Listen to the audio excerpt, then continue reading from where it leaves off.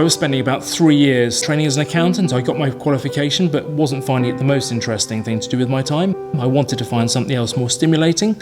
Some of my colleagues were disappearing off to do various jobs when they'd qualified, and becoming a research analyst was the one thing they were going off to do that really appealed. I went around applying for jobs. I didn't really mind too much which sector I was focused on, but I met a guy who was hiring for food retail. He wanted someone with the kind of skills I had in terms of numbers, and we formed a good partnership for about a decade.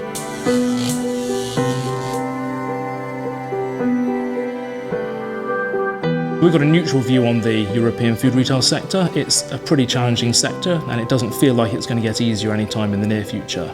We've got 2 or 3 big challenges. Certainly, the growth of the discounters in many markets is very, very difficult.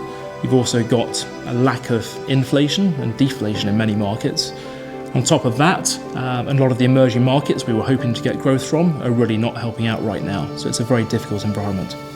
When we look for factors that could make us a little bit more optimistic, there are always possibilities. Deflation, inflation, it's always swinging around. It looks difficult now, but that could come back and become more helpful for sure. The other thing that inevitably in time will come back is the emerging markets. Right now, China, Latin America are really not helping, but in time, no doubt that will correct itself, even though it doesn't seem to be on the agenda in the near future. So what I like most about being an analyst is really the debate. Clearly on a daily basis, talking to clients, discussing ideas with them, being challenged, but also of course chatting with the senior management of a lot of the companies we cover, and chewing the fat with our colleagues in different sectors. All of that leads to really interesting debate in the food retail sector. I think the food retail sector is a fun one to cover in many ways, because certainly if you give it the dinner party test, when people ask me what I do at a dinner party, they might not be very interested in the fact I'm a research analyst, but at least the sector I cover is something they have got some interest in.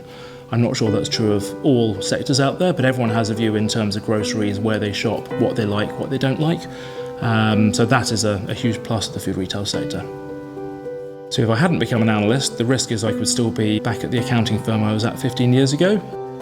I'm kind of a numbers guy, kind of by heart in a way, so something pretty numbers focused, but I'm not sure I'd be doing anything with the level of debate and the opportunity to use those skills in a different way that I'm doing.